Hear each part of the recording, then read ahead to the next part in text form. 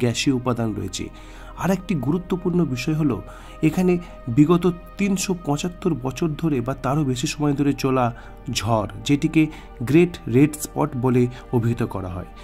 International astronomical ইউনিয়নের হিসেব অনুযায়ী জুপিটারের মুনের সংখ্যা হলো 95টি।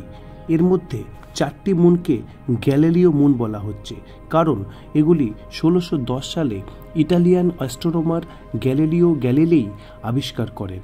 কিন্তু ঠিক একই সময়ে সাইমন ম্যারিয়াস নামে একজন জার্মান অ্যাস্ট্রোনমারও কিন্তু আবিষ্কার করেছিলেন। কিন্তু পরবর্তীকালে তার যে একজন ফেলো অ্যাস্ট্রোনমার জোহানেস কেপলার, তার সাজেশন অনুযায়ী এবং সাইমন ম্যারিয়াসের যে প্রপোজাল অনুযায়ী এই 4টি মুনের নামকরণ করা হয়। এগুলি হলো গ্যানিমিড, ক্যালিস্টো, আইও এবং ইউরোপা। এবং এই 4টি প্রধান মুনের মধ্যে গ্যানিমিড হলো জুপিটারের লার্জেস্ট এবং এটি সৌরজগতেরও লার্জেস্ট মুন, এবং এটি মার্কারি বা বুধ এবং প্লুটো যে ডোয়ার্ফ প্ল্যানেট তার থেকেও আকারে বড়। এবং এই আইসি ওয়ার্ল্ড যেটি, তার মধ্যেই একমাত্র ম্যাগনেটিক ফিল্ড রয়েছে এবং এর অ্যাটমসফিয়ারিক অরোরাও এই জন্য কিন্তু লক্ষ্য করা যায়। মনে করা হয় এর আন্ডারগ্রাউন্ডে প্রচুর পরিমাণে সল্ট ওয়াটার রয়েছে, যেটি পৃথিবীর থেকেও বেশি। জুনো 2021 সালে এখানে ক্র্যাটার্স, টেরেন এবং টেকটনিক ফল্টের আবিষ্কার করে ফেলেছে। মেটালিক কোর রয়েছে এবং সেটি সম্ভবত আয়রন দিয়ে তৈরি, এবং এতে এই জন্যেই ম্যাগনেটিক ফিল্ড রয়েছে। এবং তার উপরে রয়েছে রকি একটি সেল, তার উপরে রয়েছে আইসি সেল। জুপিটারের সেকেন্ড লার্জেস্ট মুন হলো ক্যালিস্টো, যার ভিতরে প্রচুর পরিমাণে ক্রেটার লক্ষ্য করা যায়।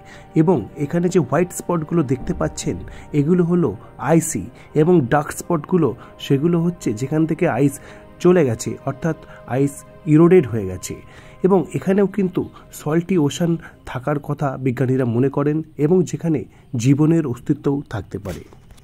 নেক্সট মুন হলো জুপিটারের আইও, যেটি আমাদের যে মুন তার থেকে স্লাইটলি লার্জার, এবং যেটি সৌরজগতের মধ্যে মোস্ট ভলক্যানিক্যালি অ্যাক্টিভ বলা যেতে পারে, এবং যেখানে প্রচুর পরিমাণে ভলক্যানো লক্ষ্য করা যায়।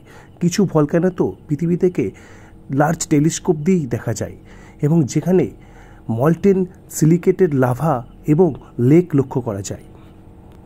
নেক্সট ইম্পর্টেন্ট যে মুন সেটি হলো ইউরোপা, যেটি আমাদের মুনের 90% সাইজের, এবং যেখানে সল্ট ওয়াটারের ওশান রয়েছে, এবং যেখানে জীবনের অস্তিত্ব থাকতে পারে বলে বিজ্ঞানীরা মনে করছেন, এবং যেটি সিলিকেট দিয়ে তৈরি হয়েছে, এবং যেখানে ওয়াটার আইস রয়েছে ক্রাস্ট বা ভূত্বকে, এবং এর যে কোর সেটি আয়রন এবং নিকেল দিয়ে তৈরি হয়েছে বলে মনে করা হয়।